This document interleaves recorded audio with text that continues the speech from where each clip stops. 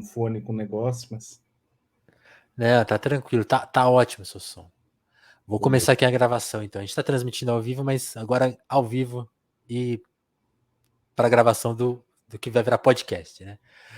Alô, alô, sejam bem-vindos a mais um Telefonemas. Eu sou o Vinícius Félix. Telefonemas é o seu podcast, né, de conversa, de trocar uma ideia, aquele momento que você tira, né, para dar uma descansada, né, ouvir um papo, né, mais num tempo mais, sei lá, dessa pressa das redes sociais, né? Acho que a gente sempre fica pensando em várias missões pro ano.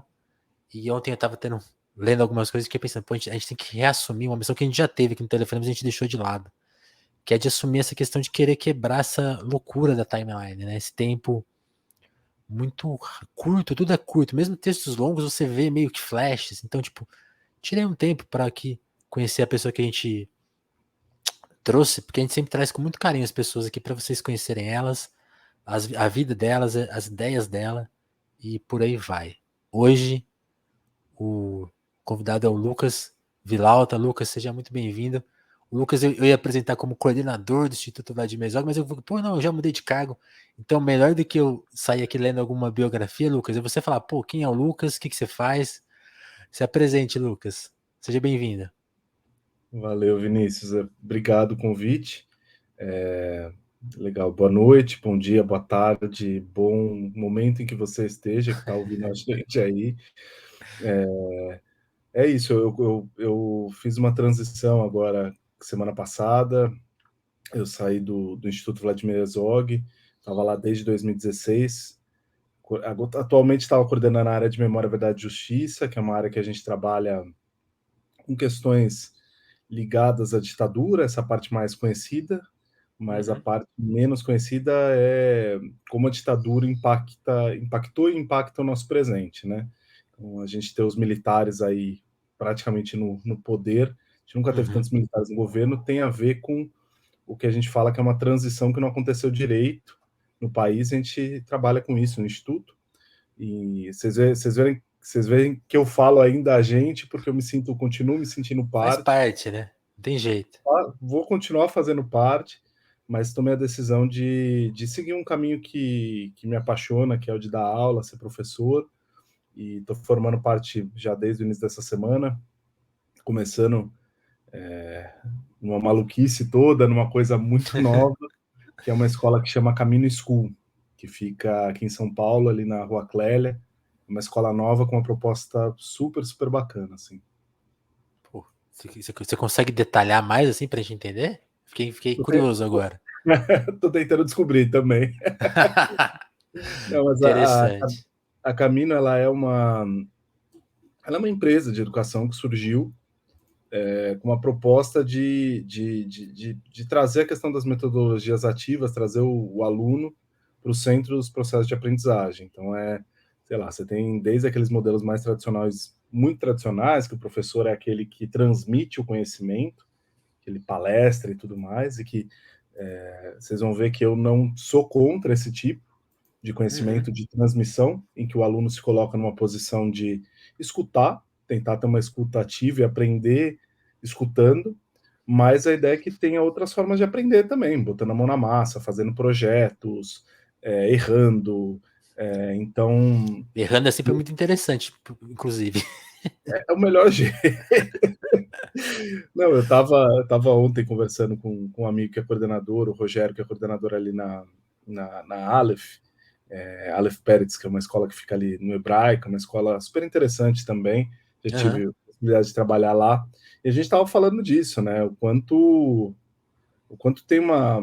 A gente às vezes sai de uma visão de educação voltada para o mercado, que é aquela educação que forma para as pessoas trabalharem, e tem muitos projetos hoje falando de educação para formar cidadãos, né? Para as pessoas serem pessoas que são capazes de transformar a sociedade para melhor. Tem todo esse discurso que depois a gente pode discutir o quanto ele é efetivo Também numa tem seus sociedade. probleminhas. Também tem os seus problemas, uma sociedade com divisão de classes, só a cidadania não vai resolver todos os problemas, né? Cidadania de quem, né? Exatamente, e até que limite, né? Enfim. Mas a gente estava conversando disso, que uma coisa disso, assim, a maior parte dos alunos vai ter um desempenho médio na maior parte das atividades, e a gente às vezes na escola tem essa visão que você quer que o aluno consiga fazer totalmente a tarefa em todos os campos, com todos. E quem faz Com isso na vida excelência, real? né? Verdade, cara. Quem que faz isso? Na vida real, vida adulta, você vai se lidar. E aí não é o mundo do trabalho, o mundo real, você vai ver que tem um monte de coisa que realmente você pode fazer com muita qualidade, ou com a qualidade que você tem, ou com as condições, de acordo com os privilégios, as possibilidades que você tem, do que dá para fazer. Muita coisa você vai fracassar, Falhar. falhar feio, você vai chegar perto, você vai aceitar muito menos do que você gostaria, Pô, e isso que você falou é muito interessante, Lucas, porque se você olhar para o mundo do trabalho, ele caminhou justamente para exigir cada vez mais, né? Então o cara tem que ser excelente em tudo também.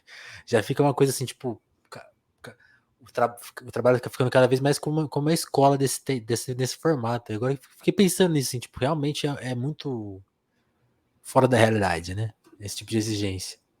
sim, sim.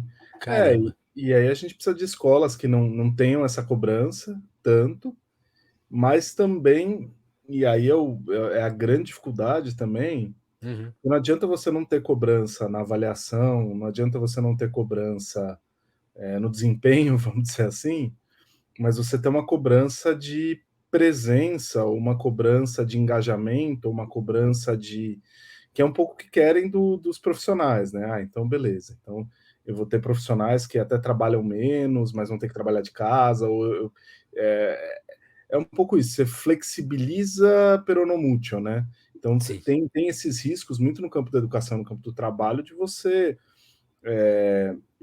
quando você vê que você está flexibilizando, na verdade você está criando situações maiores para você controlar, né, para você modular a maneira como a pessoa vive, assim. Então, é isso que você estava falando, assim, a gente caramba.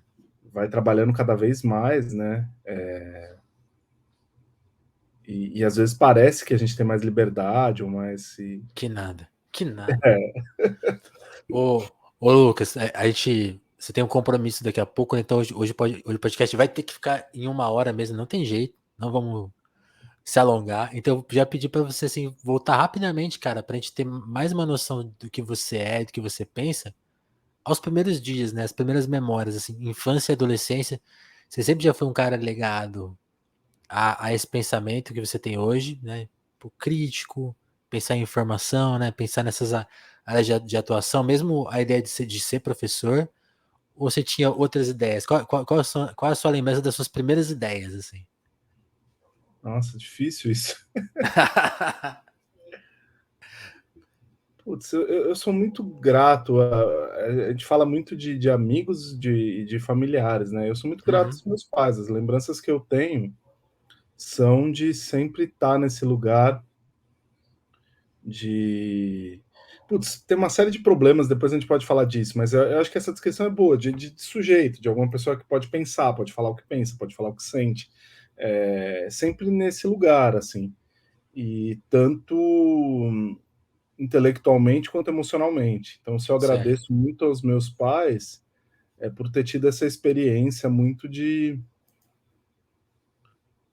abertura, de escuta e Meus pais não eram, sei lá, você às vezes pensa uma pessoa que vai ter um pensamento crítico, uma pessoa que nasce naquela família que lê pra caramba, que tem essa formação meio padrão, né? Isso foi Sim, até um ensino muito bom para mim, assim. Eu fui começar a ler muito tarde, eu faço filosofia, eu escrevo, publiquei alguns livros, eu me considero uma pessoa que estou pensando, estou produzindo a minha maneira, reflexões que eu acho legais, que têm contribuições para pensar o que a gente está vivendo, e estou trabalhando também com base nisso que eu penso, nas sim, atuações e tal. Então, eu acho que eu tive uma formação muito boa e eu sou muito grato a entender e perceber que essa formação não vem por putz, não é uma pessoa que, você não vai ver televisão até certa idade, ou você não vai, ou você vai ler tantos livros. Eu comecei a ler tarde pra caramba. Sabe? Você é da geração formada pela televisão? Não, Não? não, não. Eu não sou, eu sou jovem, mas assim, não. A TV não tinha tanto papel assim. A minha lembrança não é grande, assim. Eu lembro muito de desenhos, mas eu sou de uma geração ainda que o brincar é muito presente, né? Então eu lembro da minha infância muito, muito presente, eu passar horas e horas com os bonequinhos. A gente não tinha muito dinheiro para comprar aqueles bonecos caros, mas sempre tinha um monte de Aham. bonequinho. Tinha um, às vezes, que era mais caro, um monte de bonequinho de 1,99. Tinha aquelas lojas de 1,99. Você fazia um mix, né? Eu lembro de brincar assim também. Tipo, você juntava personagens improváveis, porque é os que você tinha. Você não, Exato, não tinha. eu, por exemplo, não tinha todos os Power Rangers. Então os Power Rangers dialogavam com personagens que não eram do mundo. Mas isso para mim, me obrigava a inventar história, né? Eu acho que isso também Aham, foi uma coisa muito legal que eu fico preocupado, essa galera que está muito no YouTube, da criançada. Eu tenho meu enteado, tá com 11 anos agora, e eu fico um certo. pouco preocupado com isso, assim. Eu acho que é isso, tem vários caminhos para ir formando um pensamento, para ir formando uma pessoa, né? Mas eu acho que a coisa da criatividade, ela fica muito tolhida quando você fica muito na tela com tudo sendo dado, né? Então, Sim. eu não sou absolutamente contra a tecnologia, tecnofóbico, muito pelo contrário, mas eu quando pego e vou resgatar essas memórias da infância, eu lembro e falo, putz, se hoje eu escrevo literatura, foi porque eu ficava fabulando com bonequinho. E porque os bonequinhos não eram todos certos, sabe? Sim, No YouTube, acho que o erro é esse, sabe? Os bonequinhos vêm, os Power Rangers vêm completo. bem completo. É muito louco isso. Nossa, eu também fico às vezes angustiado com isso, assim, porque é uma coisa muito difícil até de combater, né? Porque, como muitas outras coisas, tá já quase como dado. Ah, é isso, né? E isso é muito complicado mesmo. Mas ainda falando da sua infância, você falando, você se graduou em filosofia. Quando que a filosofia apareceu também? Recentemente a gente teve um filósofo que o Vini também, e ele explicou pra gente esse momento de chegar pra família e falar, então, família, vou fazer filosofia. E as pessoas ficam meio, caramba, não vai por aí. Como que foi pra você? Ah, é que eu fiz música antes. Ah, você fez música. Legal. Eu fiz música, eu fiz Que com... também não é um caminho muito. Não, não, e meu pai de uma maneira muito acertada, ele falou, tá, você vai fazer, mas você vai ter que trabalhar, você vai ter que se virar.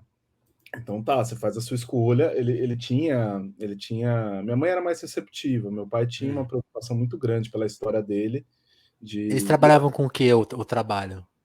Só pra gente saber. meu pai se formou em administração e economia, os dois são Certo. de Piracicaba, vieram para São Paulo, vieram tentar a vida, fazer a trajetória deles, uma vida bem mais simples, né? Então eu tive o privilégio de crescer com muitos privilégios que eles não tiveram. Certo. E minha mãe começou trabalhando como secretária e começou aos poucos a ir aprendendo as funções de administração, de gerência, e hoje ela trabalha gerenciando o escritório de advocacia Ó, e também fez letras, fez pós, enfim, e o meu pai também, então foi legal também que eles demais. estudaram. Mas quando foi isso, quando eu tinha 17, que eu decidi fazer música, teve essa questão de tá, mas você vai ter que se virar. E aí eu comecei já com 17 anos dando aula de violão, o que foi uma experiência muito boa, porque desde os 17 eu venho dando aula, venho fazendo pesquisa, venho dando oficina, venho tendo trabalho e não paro. Eu sempre estou com 2, 3 empregos. Isso é muito bom, assim, porque também eu aprendi essa coisa de não ficar muito parado. Legal. E, e aí foi isso, assim. Mas aí eu fui fazer faculdade de música, eu estudava pra caramba violão, fazer faculdade de violão erudito. Eu passei ali na Você Unesp, ainda toca? Você gosta de tocar? putz, eu gosto, mas eu consigo ter pouco tempo, assim, virou um hobby. Eu, Entendi. de uma coisa de que eu tocava para passar numa faculdade de violão erudito, que eu tocava Horas e horas. debulhado tocando, agora, mas Tudo sei bem, lá. tudo bem. E aí foi, e aí sei lá, na faculdade teve uma época que para quem faz instrumentista é muito difícil a carreira, muito, muito difícil. Porque você vê seu caminho de dar aula, tocar, e você tem que ser muito bom no que você faz. E eu não era tão bom assim. E eu me via, assim, para o parâmetro do que eu queria tocar, do que eu queria fazer e tudo mais, eu via que eu não ia chegar lá. E aí, putz, e aí eu começava a olhar, isso foi causando um sofrimento para mim, sabe? O que eu É, também que eu ia ter que abrir mão na minha vida para eu ia te ficar. perguntar justamente isso, porque essa sua percepção ela é muito inteligente e muito difícil, né? Porque é uma coisa difícil de admitir, né? Putz, mais importante, né? Porque é isso. Importante também. Você olha, eu sou apaixonado por música. Sempre que Uhum. eu posso, eu pego algo para trabalhar com música porque eu amo. E estou sempre ouvindo música. Mas era isso, assim, eu tocava violão e via os violonistas que tocavam, que eu admirava, e eu falava, gente, eu preciso de mais 10 anos, dando 10 horas por dia para tocar assim. Eles começaram com 8, 9 anos, eu comecei com 15, então não vai ter como, sabe? É muito tempo. É, e é muito tempo da vida, né? E aí veio uma tendinite, de muito esforço, porque tem tendinite, eu tive uma tendinite na vida por falta de técnica, por não estudar direito, não ter posição, né? Mas essa foi por muito esforço. E aí foi uma coisa meio, você não vai poder tocar, eu não estava conseguindo mexer a mão, e aí eu Caramba. comecei a abrir espaço para outras coisas. E aí foi que entrou um pouco mais a filosofia. Eu já gostava de ler, e na real eu fui fazer filosofia. Eu já fazia nessa época algumas matérias na USP como intercambista da parte de letras, porque eu gostava de escrever, gostava de literatura, gosto. Certo. E aí, como eu vi que eu gostava muito, eu falei, gente, se eu for fazer letras, eu já estava decidindo que eu ia sair de música. Eu falei, se eu for fazer letras, eu tô lascado, porque eu vou perder minha paixão. Então eu tinha o discurso que hoje eu não mantenho esse discurso, mas eu acho que é um bom aviso de não faça uma faculdade de algo que você gosta muito. Se Vai for estragar. no campus, vai estragar o gosto.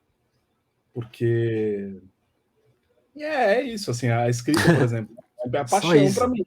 E eu guardo um lugarzinho especial para escrita, porque eu sei que se eu trabalhasse com escrita, nossa, gente, É eu tava lá. exaustivo, né? Eu te falei, hoje eu tava escrevendo, eu tô com condições físicas aqui de cansaço, porque é um lance, né? Escrever não é simples, não. Muito Não. legal. E como que fez? Aí quando você escolhe a filosofia, como que foi a experiência da faculdade em si, assim? Era o que você esperava ou rolaram novos conflitos, assim? Porque aí você falou, pô, mudei de opção, que era uma opção que você tinha muito como sua, né? Você falou dessa dificuldade e importância, mas e a realidade na filosofia, assim, nos anos 10, né? Que parece, que a gente falou, né? Parece que não combina, mas, pô, tá lá. Sim. Eu gostei do curso, assim, eu sempre. Eu acho que eu tenho duas coisas que eu gosto e que eu Legal. acho que eu sei fazer bem, que é escrever e ler. E pode, não é pouca coisa saber ler, porque saber ler é uma coisa. Não, Nunca. é verdade, assim, de Não, você tô, saber. não, eu tô concordando. Não, e eu tive um professor que eu estudei quando eu fazia teatro, quando eu era adolescente, depois eu fui estudar leitura com ele, leitura criativa, que é o Aham. Jorge Lescano, que já faleceu, e ensinou métodos de leitura para mim, para outras pessoas, que tem a ver com você, sei lá, conseguir ler um Borges, um Guimarães Rosa, alguns textos que são mais intrincados para você conseguir, não é compreender, mas compreender e sentir e tudo mais. Então, você criar maneiras de ler um texto como esses exige um esforço, exige uma maneira de ler, né? Tem milhares de maneiras de ler, mas eu acho que a leitura também é uma arte, uma técnica, assim, que a gente aprende, a gente acaba. Mas, Total. enfim, e a filosofia ensina um pouco, o primeiro ano da graduação de filosofia na USP, lá é muito tradicional, Uhum. assim.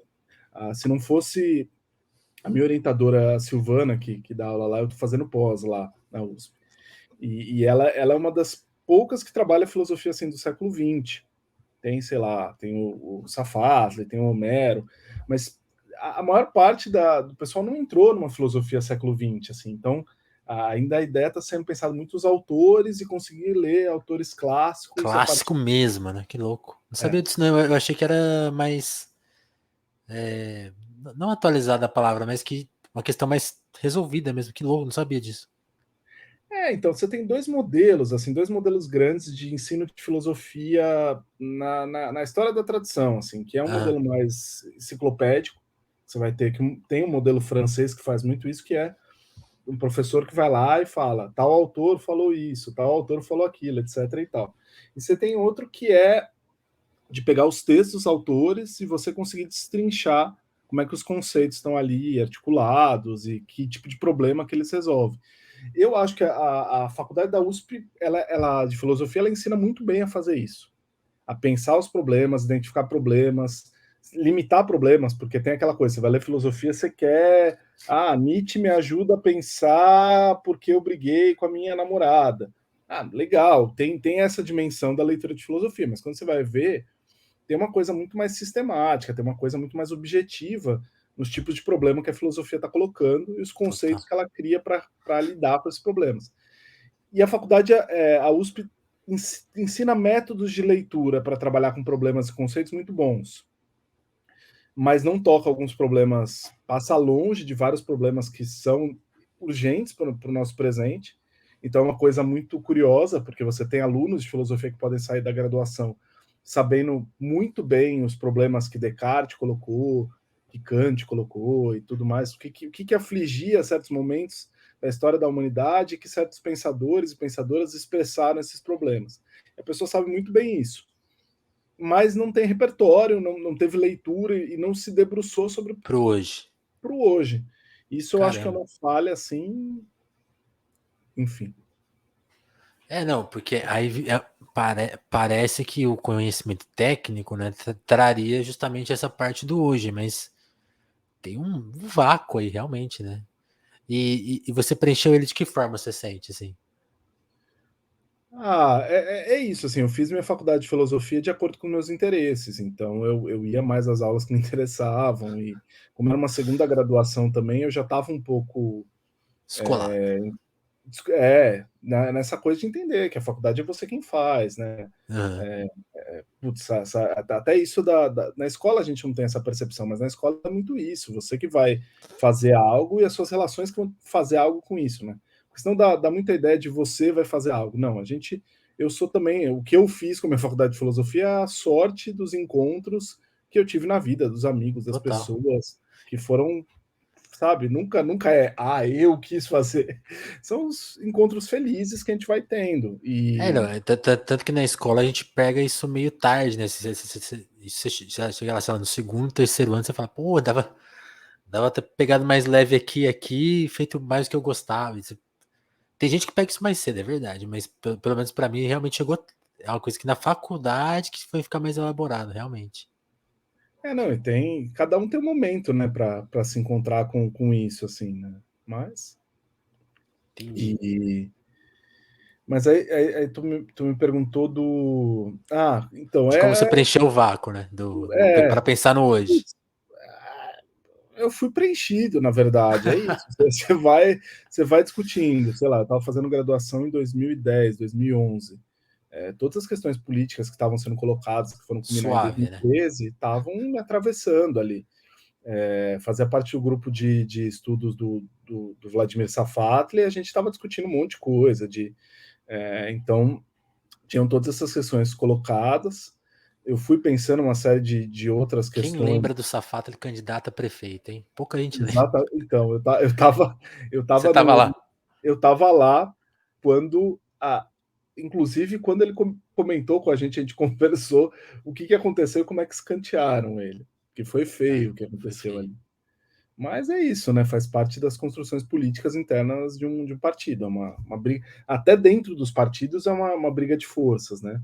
E Sim. aí a gente estava lá e pensando todas essas coisas. Então a gente estava atravessado por esses problemas e fui sendo atravessado por outros também. Eu escrevo, sei lá, eu escrevo uma filosofia macumbeira que tem a ver com a minha prática no terreiro e que tem a ver com a minha vida espiritual. Então não foi eu decidi que agora eu vou ler ou vou Uhum. escrever sobre espiritualidade. Não, fui sendo atravessado por isso na minha vida e eu fui trabalhar a filosofia a partir disso. E a mesma coisa que eu trabalho com filosofia da informação, no doutorado, que foi a mesma coisa, foi algo que eu fui descobrindo. Você vai falar, o Lucas era o cara que trabalhava com programação e que conhecia de tecnologia digital. Não, tô correndo atrás agora, porque fui me encontrando com as coisas na vida que me levaram a pensar e refletir sobre essas coisas, sabe? Quando você fala da questão da filosofia macumbeira, eu fico pensando numa coisa que você falou agora há pouco, né? De quanto o conhecimento da faculdade está atrelado ao passado, né? E aí, em questão de lugar, também muito a Europa, né? Com um pensamento super embranquecido, assim. Como que isso dialoga com justamente essa filosofia macumbeira, assim, e a questão de espiritualidade que tem a ver com o Brasil, né? Que tem a ver com parte da história que não foi para a faculdade, né? Ou parte da filosofia que ainda não foi assimilada, né? Mesmo a questão, uma coisa que o Vini me apontou na conversa que eu tive com ele, né? Ele que também estudou filosofia. Qual que é a origem da filosofia, né? Porque é mesmo europeia, né? É mesmo lá o grego, né? Pô, tem seus, essa versão tem seus limites, né? Como que você encara essa parte? Tá. Eu acho que assim, isso que a gente chama de filosofia, Hum, ela nasce na Grécia, tem uma origem grega, ou tem uma origem africana, no sentido do que o Renato Nogueira trabalha, que você vai olhar em outros países africanos que já estavam trabalhando questões filosóficas dessa maneira, de pensar problemas específicos, trabalhar com conceitos. Que eu acho que isso que a filosofia faz muito. Mas você tem outras formas de pensamento que hoje a gente pode reivindicar como filosóficas. Então, certo. a própria noção do que é a filosofia, ela mudou. Então, quando eu falo de filosofia macumbeira, não é, por exemplo, o que eu escrevo de filosofia macumbeira não é uma filosofia que coloca problemas e fornece conceitos. Para mim, o que eu fui vendo, por exemplo, é que a cosmovisão dos orixás que a gente tem nas práticas de terreiro, das quais Uhum. eu participo, elas são uma maneira de conceber o mundo e que tem uma filosofia. É uma filosofia que coloca problemas. Exu vem resolver algum problema lógico, epistemológico? Não. A gente pode colocar ele em diálogo. Ah, legal, a tradição ocidental. Tem uma coisa que eu sempre falo, que é a gente Interessante. ficou. O conceito de Exu é tudo que a gente precisava em filosofia há uns bons tempos. Assim. Por quê? Exu é aquele orixá que ele é o orixá que dá comunicação e que mostra um tipo de comunicação que não é aquela comunicação certa, que a mensagem que sai de um emissor chega num receptor tem que ser garantida por um código. Exu mostra que sempre os dois lados da história vão alterar a mensagem e que a própria mensagem vai alterar tanto o emissor quanto o receptor. Então, uma ideia que isso está presente nos mitos, por exemplo, tem um mito que conta que Exu estava puto com dois agricultores que não tinham feito Uhum. as oferendas para ele decide se vingar. E aí o que ele faz? Ele vai na roça, que ele está ali, passa, os dois estão trabalhando, cada um de um lado, e ele vai com o chapéu vermelho de um lado e preto de outro. E ele passa, transformado em homem, e ele passa, e os agricultores, depois que passa, um fala pro outro, você viu aquele cara, que cara estranho aquele, parece que eu Do conheço. chapéu. Um tá com o chapéu preto, aí o outro fala, não, aquele que passou com o chapéu vermelho. Não, o outro fala, você tá duvidando de mim? Você é meu amigo, eu te conheço desde que eu nasci, eu vi que ele tava com o chapéu preto. O outro fala, não, vermelho. Até que eles brigam e se matam. E aí Caramba. eu gosto muito do que o Eduardo Oliveira, que é um desses que pensa filosofia macumbeira, fala. Ele fala, olha, para conhecer Exu você tem que dar a volta toda. E o que Exu, já esses mitos que estão na sabedoria popular há muito tempo, o que eles estão contando? Eles estão contando de um conhecimento que é processual. Exu está falando, olha, para você conhecer um objeto, você precisa acompanhar o movimento desse objeto. Ele não é só uma das faces que você vê. Quem foi pensar isso de uma maneira sistemática, por exemplo, na filosofia, foi a fenomenologia, no início do século XX. Aí você vai falar, podia ter ido conhecer Exu. É um pouco o que eu falo, assim, sabe? A gente fica buscando questão de a lógica que acaba com o terceiro excluído. Tem uma série de coisas, de problemas filosóficos tradicionais que chegam no século XX Que já que, estavam resolvidos. que já estavam pensados, já estavam praticados de outra maneira nos terreiros, Que nas louco. práticas de culto ao orixá, nas práticas de Ou culto. seja, se Hegel fosse brasileiro, tava resolvido. Ah, se Hegel fosse brasileiro, ele não tinha escrito as coisas que ele escreveu. Não tinha. Eu gosto muito do Catatal, que é um livro do Leminski, que ele escreve. Ah, Ele supõe uma viagem que o Descartes vai fazer com o Nassau, e que a princípio poderia ter essa possibilidade de ele ter vindo para o Brasil. E aí fica pensando o que teria acontecido se Descartes tivesse vindo para o Brasil. E ah. ele mostra como a base da filosofia representativa, que é a base do pensamento moderno e tudo mais, de um sujeito que representa o conhecimento, essa representação adequada, ele fala, não, se Descartes tivesse vindo para o Brasil, ele ia ver que a representação é inventiva, não cabe na representação humana o que o mundo é. O mundo expande as nossas possibilidades de representação, né? Total. Seria melhor, eu tô achando melhor. Isso que você falou é muito interessante. Isso da mensagem é muito. Tipo assim, é um erro comum, né? E até uma angústia, né? E aí, quando você vai falar de. Eu tava lendo um pedaço do texto seu na Carta Capital sobre justamente a questão, né? Era o texto sobre fake news ou eu tô viajando? Ah, no Desinformante? É, do desinformante, o da carta é sobre a anistia, é verdade. E tem um pouco dessa questão, tipo assim, o quanto ela já está resolvida também, né? É interessante isso. E parece um debate que não, que fica circulando aí da maneira errada, fica dando voltas numa Sim. falsa abordagem, né? Nesse texto do projeto do Desinformante, é um projeto super interessante, que tenta combater a desinformação, mas tentando melhorar a discussão do nosso Ah, ecossistema.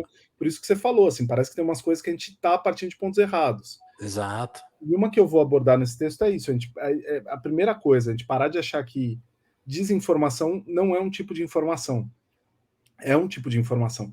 Porque aí você vai essa coisa, o jornalismo, informação é aquilo que foi verificado, foi comprovado, etc. Tem base, tem validade. Não é isso. Senão não funcionava, entendeu? É exato. informação porque produz alguma modificação em quem recebe. E a partir desse momento você precisa se perguntar, tá, então a desinformação é um tipo de informação, porque ela pode ser comunicada pelos meios digitais, de informação binária, os bits, tá aí os sistemas de multiplicação em massa de desinformação para mostrar que isso é verdade, Alô, e WhatsApp. alô WhatsApp e alô Telegram, que a coisa vai ser feia. Verdade, né? Mas aí tem a coisa também de que ela produz algo. Ela Sim. é produtiva e a gente precisa pensar o que a desinformação está produzindo. E aí, de novo, eu acho que eu lá naquele texto vou trabalhar um pouco pelas discussões sobre autenticidade, que eu acho que a gente vive numa coisa que as pessoas não querem só a verdade, nem só a autonomia, no sentido de poder viver de acordo com as próprias normas. Todos esses discursos de coaching, autorrealização, autogestão e mesmo o curtir do Facebook. No fim, o curtir, as redes sociais estão num grande dispositivo de que você fica validando, autenticando a vida dos outros e querendo que os outros autentiquem sua vida. Achei legal isso que você falou no início do programa, do tipo, não, a lógica da rede social eu preciso ver 30 segundos para saber se eu dou like ou não Tudo. dou like. Não, e sabe o que é interessante que você falou, Lucas? É muito louco, é legal porque a gente está sempre aqui discutindo as coisas, mas quando elas são reapresentadas, e sei lá, eu sempre fico em choque assim, com o quanto é bom, né? Ouvir não ouvir o que a gente quer ouvir, mas ouvir justamente uma coisa que tá, sei lá, difícil de ser traduzida, porque vou te contar essa história. A missão do Telefonemas é produzir esse tipo de impressão que você está falando, né? Então, eu trago você aqui, trago pares seus ou pessoas que você nem faz ideia. Eu não tenho a pretensão que todo mundo vai escutar tudo. Mas, sei lá, que eu conquiste um ouvinte que vá, pô, ele entrevistou o Lucas é filósofo, legal, escutei meia horinha. Aí no outro dia vem um par. Então eu fico com essa noção de assim, tentar criar esse ambiente.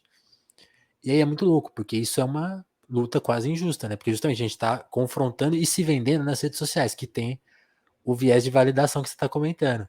E aí é muito legal, assim, porque por mais que a gente tente construir as coisas, é uma construção difícil. E essa semana eu vi duas pessoas que eu já entrevistei, que eu tentei trazer, tipo assim, para esse debate, e elas se degladiando nas redes sociais, tipo assim, de bloquear e se xingar. E eu falei, caramba, pra você ver o tamanho da missão, porque pessoas que já tiveram aqui, que já tiveram essa conversa e que têm essa noção, elas brigaram, né? Porque a gente tá, isso tá tão na gente que tem mais esse fator. E o que você falou é muito, sei lá, me soou como importante, revalidando aqui a minha impressão que a gente tem que tentar escapar disso, né? Porque é meio que sem saída. Se você querer que esse modelo se adeque ao mundo que a gente quer, não é por aí, né? Não, não é. Eu não lembro quem que estava falando esses dias, eu vi. Quem que era? Falando que mais 20 anos de sociedade. Eu estava revendo para escrever um texto, estava revendo aquele filme Dilema das Redes. e o Jason Lanier, ele que é aquele livro Por que você tem que acabar com as suas redes sociais, que aquele cara é um Sei. figuraça assim de uns dread, é um cara incrível. E ele fala, eu achei uma coisa muito engraçada que ele fala, então todos aqueles caras, para mim ele é um dos mais, ele e a Susana Choboff, que é o do Capitalismo de Vigilância. Não, a Kate O'Neill também, tem um pessoal legal, mas ele eu acho que ele é um dos mais safos, porque ele não complexifica muito, ele não precisa ir para muito longe. Ele fala, olha, a humanidade não vai aguentar mais 20 anos de rede social, porque a nossa maneira de se relacionar está esgarçando mesmo. E tá mesmo. E tá, assim, a galera tá entrando em surtos psicológicos e com um sofrimento muito grande, porque, porra, imagina o que é. Eu nunca consegui na rede social ter um tipo de. Acho que foram poucas vezes que eu vivi essa experiência de ficar buscando muito a validação. E não que eu acho que isso é ruim, eu acho que isso descamba para coisas muito ruins. Sim. Mas eu fico imaginando, essa galera que tem muitos seguidores ou que fica nesses debates de rede social, o que é você estar se sentindo avaliado o tempo todo? Você se sentir que o seu estado no mundo ele tá tão em rede, as pessoas ficam fazendo elogio de rede, essa é outra parte ruim de rede. Tem um momento que eu quero me relacionar, eu tô conversando aqui com você, Vinícius, e pronto, Acabou. sabe? Para a gente poder ter uma conversa aqui, porque a lógica da rede social, não. Eu tô debatendo com você, mas eu tô debatendo para toda a outra rede. Você vai ver os debates nos movimentos sociais, trabalhei no Instituto, vi muito isso, no negócio de direitos humanos. Você vai ver tal pessoa, não vou ficar citando nomes, mas tal pessoa comentou sobre o post de outra pessoa, e pessoas falando sobre o comentário vira coisa de rede, você pode falar, o debate ficou público. Isso é um lado legal. O debate Uhum. ficou de uma maneira mais público. E a gente pode discutir se é um público interessante ou não, mas realmente ele está mais público.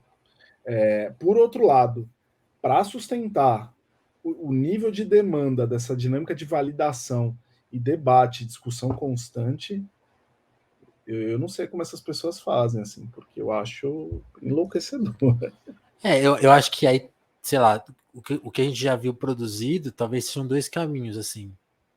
A pessoa que parte para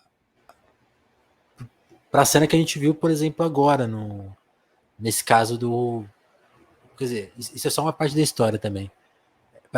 E aí também a visão. Quando o cara vai na Folha de São Paulo e escreve, por exemplo, sobre racismo reverso, tem a ver com essa coisa de validação. Ele está buscando a validação de alguns pares, que são pessoas questionáveis, mas ele está buscando essa validação porque vai dar uma sustentação justamente do cara, sei lá, depois printaram isso, ele está vendendo palestra sobre a ideia dele. Então, meio que a missão é um pouco essa. Então, você pode ir por esse caminho, ou pelo caminho que talvez, assim, eu não vejo um caminho saudável nesse. Ou você vai partir especificamente assim, não, eu vou apelar para uma ideia muito radical, e aí nesse sentido radical, tô usando o sentido da palavra ruim, que é o sentido errado da palavra, pode ser. Mas o cara apela para uma coisa louca, vai, sei lá. Todas as palavras que eu tô escolhendo estão erradas. Mas o cara apela para essa ideia zoada, porque vai ter esse respaldo, vai virar dinheiro numa ponta. E tem, acho que o outro, a outra, eu só consigo ver esses dois cenários. Você fazer isso, né, usar meio que ao seu favor, de uma maneira meio cínica, tipo, isso aí é pelo dinheiro mesmo. E esse caminho de você talvez anular um pouco o debate. Tipo, nessas questões eu não vou tocar, porque na rede elas dão problema. Então eu vou até aqui e meu debate está posto.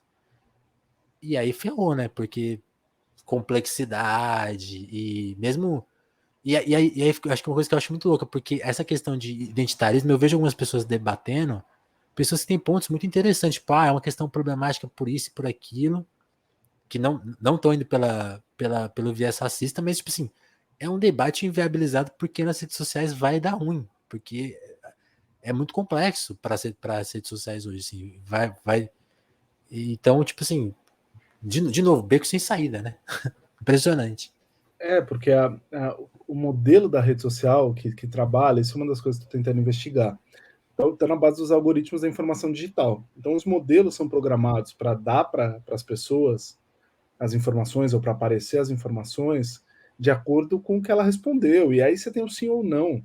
Não existe Meio você. termo. Exato. E aí é muito louco, porque até o invalidar, o comentar, o xingar, vira aspecto de relevância, Validação. É, vira validação, vira uma validação oposta, mas da lógica do algoritmo, ele não sabe o que é bom, o que é ruim. Ele sabe o que é relevante e o que não é relevante. exato. E eu acho que tem um espaço do debate público que ficou muito, muito bloqueado com as coisas das redes, porque é isso que você falou, né? Mas eu acho que tem espaço, sabe? Eu acho que tem. Eu acho que é legal a galera que propõe, cada um à sua maneira, a fazer algo dentro da concepção que está propondo com muita consistência. Então, um dos Certo. caras que eu vi discutir a questão do identitarismo muito bem foi o Jones Manuel. Eu gosto muito da visão dele. E você vê lá o cara, ele mantém a lógica dele. É engraçado, porque se for ver nas redes sociais, e eu vi que você faz isso também. Por exemplo, você foi postar coisa do TikTok, você foi postar áudio curto, porque é isso que Sim, pega no Instagram. Você tem que usar a lógica da rede, total. mas sem perder a proposta. Eu acho que isso é legal. Por exemplo, o que ele faz? Ele pega, você vai ver as redes sociais dele, tem umas fotos dele malhando, tem umas fotos dele fazendo tal coisa. O Raul Santiago, que a gente trabalhou juntos lá do Rio, do Papo Reto e tal. Também o Raul faz isso. E tem uma lógica até que pode ser saudável, assim, você mostrar a rede social, o que é que eu mostro minha vida? Eu mostro minha vida. E vira e mexe, eu vou lá e chamo pro meu vídeo. E aí o cara Sim, sabe que o papel de construção política que ele está fazendo é o canal de vídeo dele. E sim, isso é verdade. aí eu acho que a coisa pode ficar mais complexa, sabe?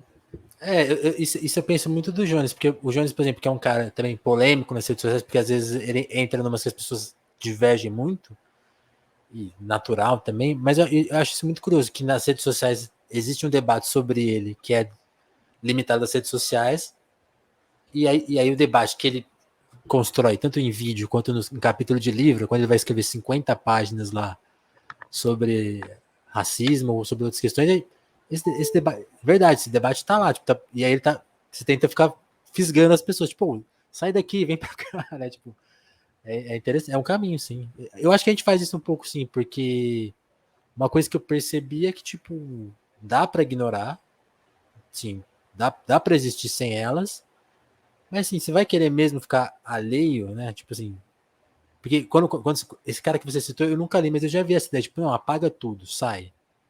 Aí, tá, vou fazer o podcast sem rede social. Acho que uma época, inclusive, pouca gente lembra, a gente não tinha Twitter.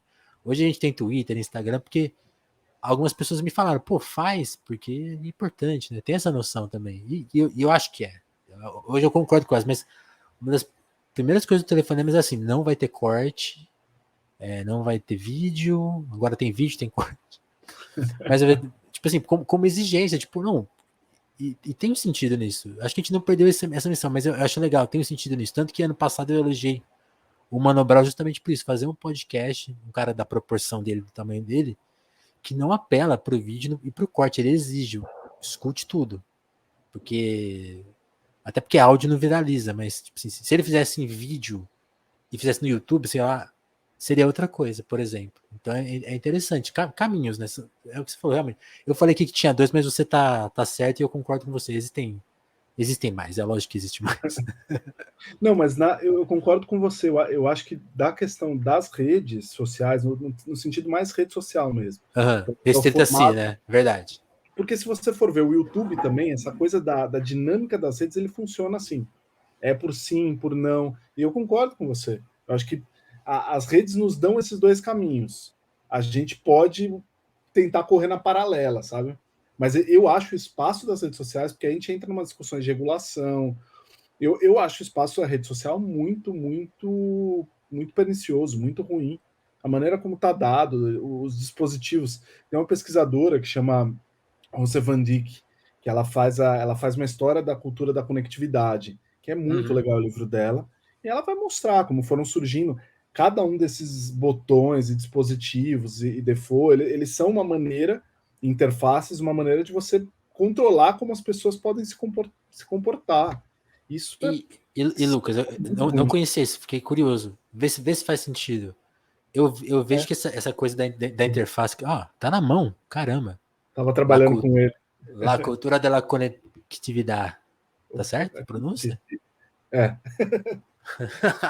Mas sabe que eu vejo esse debate que você, essa resumo que você fez da obra dela, numa coisa que eu tava pensando esses dias que assim, por exemplo, filme, né? Filmes, obras culturais em geral. A gente terminou o ano de 2021, eu fiz uma lista de melhores discos, assim, fiquei pensando, pô, alguns discos aqui foram discutidos nas redes sociais, né, usando como parâmetro, alguns passaram assim, batido. E é muito louco isso aí.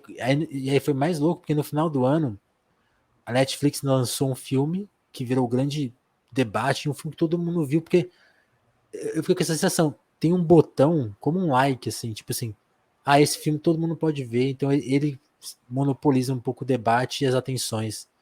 E tem toda uma gama de filmes e de cultura, e se você for analisar profundamente, isso acontece com música, então, tipo assim, além desse aspecto do até a parte de conteúdo mesmo também tá, sabe, aprisionada, assim, tipo, todo mundo vai ver o mesmo filme. E é esse aqui. Mas fala, pô, mas eu não, eu vi vários filmes, é questão de buscar. Mas tipo assim, sei lá, na ideia média que está sendo produzida, é um filme só, né? Não, eu tenho muito disco ainda. E as pessoas me perguntam quando eu falo de disco, ou livro, que eu tenho um monte, Tem alguns aí, tô vendo. eu falo um pouco, porque eu Os acho que meus estão escondidos aqui.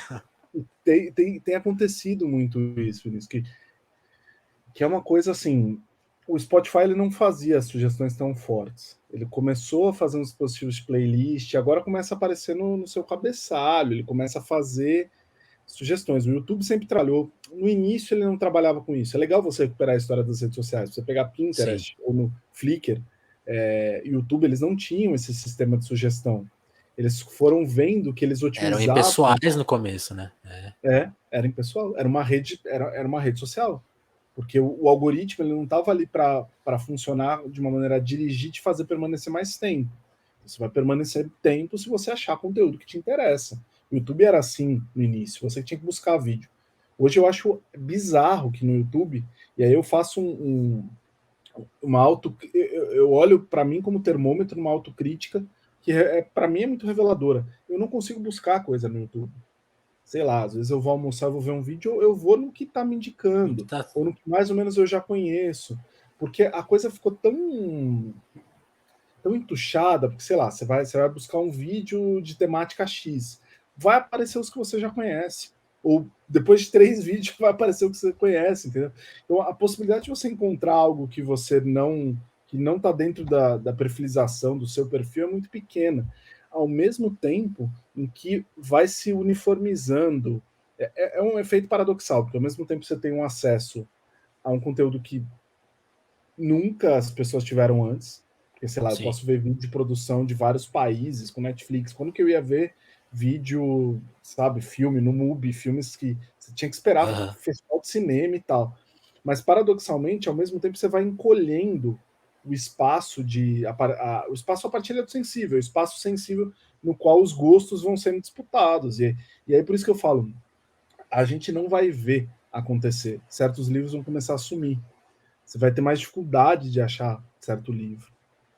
Sei lá, eu gosto muito de literatura latino-americana. Tem livros que eu tenho aqui da literatura mais radical dos anos 60, 70 que você não acha. Você não acha em livraria, você não acha em sebo, você não acha em site. Você vai achar ali no sebinho, em Buenos Aires, se você quiser procurar, o sebo no México. E a internet podia ser o contrário. Podia estar disponibilizando. Sei lá, tem uns sites russos que você acha muita coisa. E a gente tem que bater palma para os caras. Eu comecei a me aventurar nisso recentemente, é lindo. Não, é incrível, é incrível. Tem um aparelhinho de TV que tem filme, e aí você começa a falar, putz, eles têm tudo que passou em Cannes, tudo que tem desses piratão, né? Que eu comecei a ver e não tenho.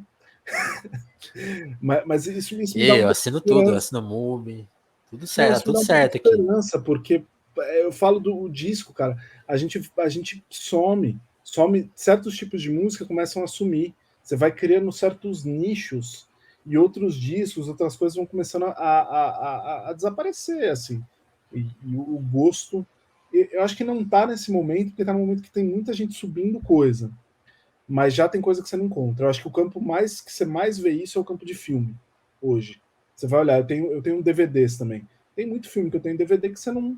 Você Você não, não você não acha? sabe onde procurar. Você não está no YouTube, porque não está tudo no YouTube. O YouTube vai tirando, tem uma política de direitos também.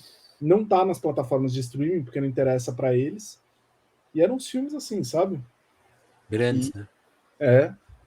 E não é, a gente não tá falando de filme muito desconhecido, não. A gente tá falando de filmes que. Da história. Não, sei lá, esses dias, Ser e Ter é um filme que a minha companheira me falou, tava começando a escola, falou: não, esse filme você precisa ver. E a gente foi atrás, a gente só achou no YouTube uma versão muito ruim, pixelada e tudo mais. Então, e aí você fala, e ela falou: eu tinha esse DVD. Ou ela tinha, ela deu de presente, enfim. E aí você fala, putz, será mesmo que você tinha que ter se livrado desse DVD? Será que você acha? O trampo todo que você precisa ir para achar numa plataforma de torrent, para sei lá. É muito curioso. Bom, o papo tá bom, mas eu vou respeitar meu combinado com o Lucas. Ele tem trabalho daqui 5 minutos, né? Mas Não antes é eu vou trabalho, agradecer. não, é reunião do Reunião. terreiro. Ah, reunião. Ah, tudo bem. É do terreiro, vai ser para falar como vai ser a macumba esse ano. Legal. Importante.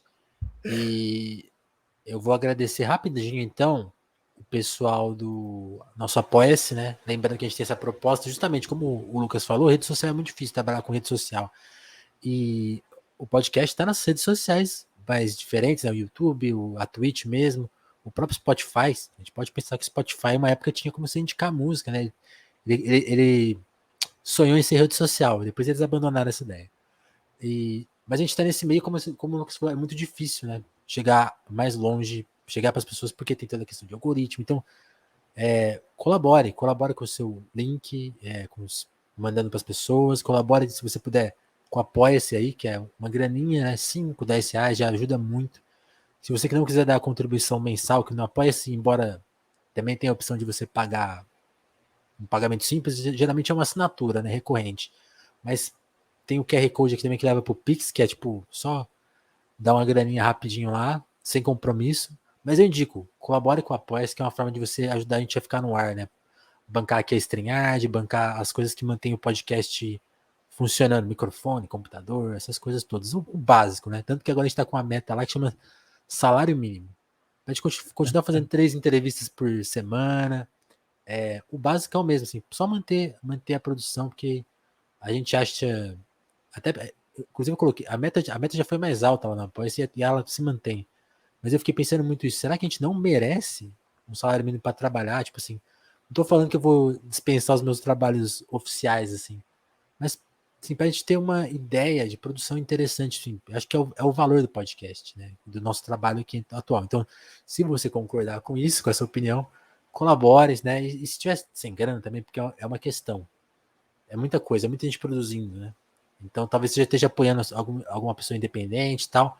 E aí, só o compartilhamento já é mais que suficiente. Então, eu vou agradecer muito, muito. Deixa eu ver aqui. Eu preciso anotar os nomes que eu já agradeci, mas hoje eu vou agradecer em especial ao Romanelli e a Sabrina Fernandes, que estão lá no nosso Apoia-se. Meu muito obrigado. E obrigado a turma que eu não li o nome hoje, mas vocês sabem quem vocês são. E é isso, façam parte desse time. Cheguem no like, cheguem no comentário também. Cada plataforma tem a sua lógica. Onde você estiver ouvindo a gente, use essa lógica ao nosso favor, tá? Não vai também criticar. Embora, como o Lucas falou, seja engajamento, a gente não quer crítica, não, nem nota baixa, tá? É isso. Lucas, meu muito obrigado, cara. Valeu demais por ter colado aqui e já fica o convite para um próximo papo. Valeu, Vinícius. Tá marcado. Quando puder, quiser, a gente faz de novo e muito obrigado pelo convite. Queria só para fechar agradecer e falar que eu como coordenador do instituto eu dei muitas entrevistas nos últimos tempos e Uhum. foi essa a que eu me senti mais à vontade. Pô, E aqui eu pude falar das coisas da vida assim de uma maneira mais livre assim. pô, Isso é isso é eu bonito. não poderia ficar mais feliz com esse elogio, cara. Obrigadão demais, turma. Com essa a gente tem que só desejar uma boa noite para todo mundo, boa tarde, bom dia, né? Dependendo do horário que você está vendo a gente. E a gente se vê no próximo Telefonemas a qualquer momento. Valeu, turma. Obrigadão. Valeu, Lucas. Valeu.